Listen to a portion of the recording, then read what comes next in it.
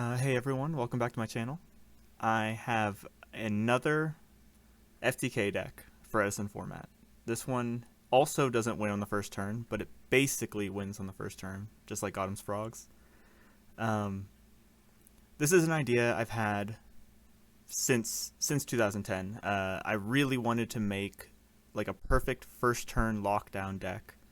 And it's possible. There's a very specific sequence of cards you need to get, and the combination of cards you need together do make a perfect lockdown. So, after maybe you've watched this video, try to figure out, there is at least one card I know of besides Exodia that answers this.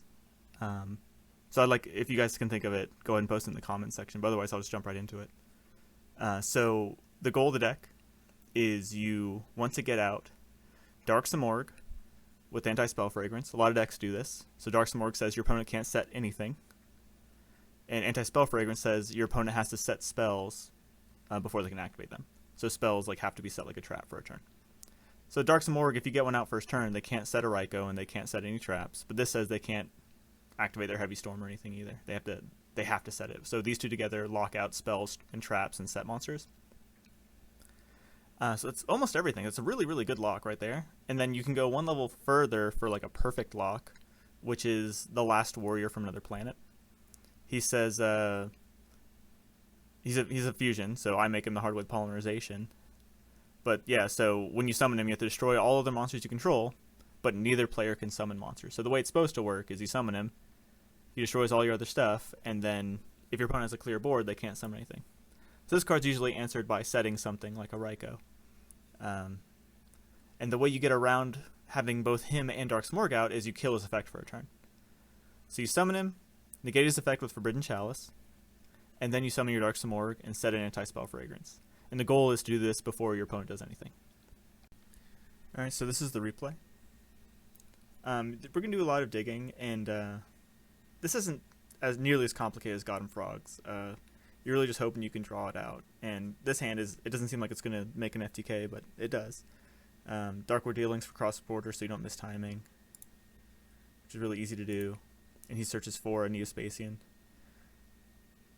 And this was the big breakthrough idea I had. I've tried, every 2 or 3 years I try something different to make this deck work.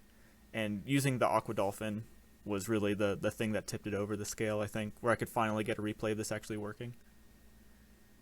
But yeah, so this synergy of Aqua Dolphin with Moray of Greed, Convert Contact, and Salvage. And then King of Swamp is also a salvage target, so you can Moray of Greed him away. And you'll see, I think I already drew it, but Mariel Katai, who's one of the fusion materials, he's also a salvage target. So this is an example of a good hand where Convert Contact, you're not just setting up for salvage, you're sending a Hummingbird. So use a lure, and here we're just going to get rid of the Dark Panther, because that's really all it's there for, is for a lure and Convert Contact. So now we have 3 pieces we need for our combo, and Upstart drew into our 4th. This is similar to Exodia, where Exodia is an FTK where you need 5 garnets to make it happen. This one requires 6, so it's strictly worse than Exodia, but you do get some synergies and redundancies, like you get to run basically everything at 3. And here we just need a Spirit Draw, Dark Simorgh, Salvage, and Forbidden Chalice. So this is a 6-card combo we need to combo. Anti-Spell Fragrance plus Simorgh. We have the targets engraved, a Dark and a Wind. We have the 3 cards to make our fusion monster. And then Forbidden Chalice so that the Last Warrior doesn't wipe the board. You can also go one step further, which I do here, which is use the Mariel Katai as an additional form of negation. But yeah, so we just turn it off, slam that Simorgh. Oh, not yet. We're going to get this Mariel Katai. And he says you can tribute him to negate a spell. So there are pseudo, the perfect lock is 6 cards, but there are some pseudo boards that are pretty decent lockdowns that might just win the game by itself. If you didn't want to go all in on this combo, you could probably make a version of this deck that does some decent stuff. Maybe even just like a Last Warrior Turbo without all the duds, and just have more staples or something. But yeah, so I'm just, I've been trying to make this deck work for years, and I'm really glad I finally got at least one hand where I can say, like, I drew something that was rarer than opening Exodia, basically. So yeah, thanks for watching.